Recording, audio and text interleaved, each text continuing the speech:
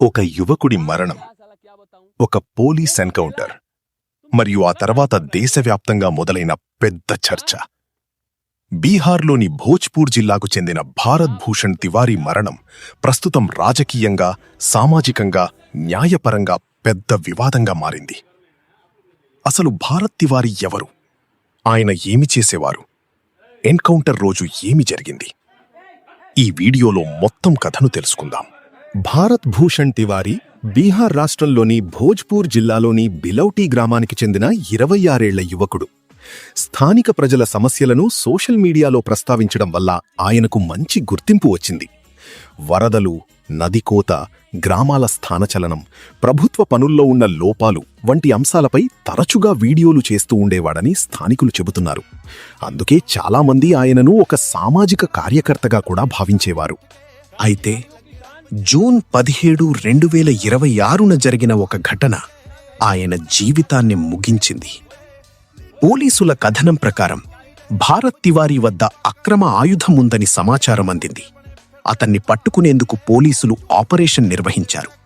ఆ సమయంలో భారత్ తివారీ పోలీసులపై కాల్పులు జరిపాడని, దానికి ప్రతిగా పోలీసులు కూడా కాల్పులు జరపడంతో ఆయన గాయపడినట్లు అధికారికంగా వెల్లడించారు. తర్వాత ఆస్పత్రికి తరలించగా ఆయన మరణించినట్లు పోలీసులు తెలిపారు. కానీ ఈ కథనాన్ని ఆయన కుటుంబ సభ్యులు పూర్తిగా ఖండిస్తున్నారు.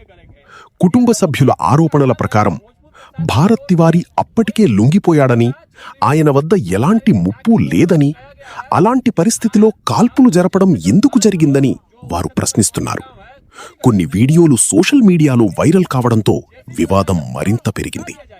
ఆ వీడియోల ఆధారంగా కూడా అనేక మంది పోలీసుల కథనంపై సందేహాలు వ్యక్తం చేశారు. ఈ ఘటన తర్వాత బీహార్లో నిరసనలు ప్రారంభమయ్యాయి. గ్రామస్తులు, సామాజిక సంస్థలు, రాజకీయ పార్టీలు స్వతంత్ర దర్యాప్తు కోరాయి. ఈ కేసు క్రమంగా జాతీయ స్థాయిలో చర్చనీయాంశంగా మారింది. అంతేకాకుండా ఈ ఘటనపై సుప్రీంకోర్టులో కూడా పిటిషన్ దాఖలైంది. సిబిఐ దర్యాప్తు చెయ్యాలని, ఘటనలో పాల్గొన్న అధికారులపై చర్యలు తీసుకోవాలని పిటిషన్లో డిమాండ్ చేశారు. ఇదిలా ఉండగా బీహార్ ప్రభుత్వం ఈ కేసుపై న్యాయ విచారణకు ఆదేశాలిచ్చింది.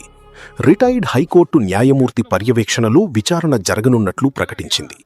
అలాగే బీహార్ పోలీస్ ఉన్నతాధికారులు కూడా ఆపరేషన్లో కొన్ని లోపాలు జరిగి ఉండొచ్చని అంగీకరించినట్లు నివేదికలు వెల్లడించాయి. దీంతో కేసుపై మరింత దృష్టి పడింది. ఇప్పుడు అందరి ముందున్న ప్రధాన ప్రశ్న ఒక్కటే: భారత్ తివారీ మరణం నిజమైన ఎన్కౌంటరా, లేదా కుటుంబ సభ్యులు చెబుతున్నట్లుగా మరేదైనా జరిగిందా? ఈ ప్రశ్నలకు సమాధానం ప్రస్తుతం జరుగుతున్న న్యాయ విచారణ, దర్యాప్తు తర్వాతే స్పష్టమవుతుంది. అప్పటి వరకు పోలీసుల వాదన ఒకవైపు, కుటుంబ సభ్యుల ఆరోపణలు మరోవైపు ఉన్నాయి. నిజమేంటో అధికారిక విచారణే తేల్చాలి. మీ అభిప్రాయమేమిటి? కామెంట్లో తెలియజేయండి.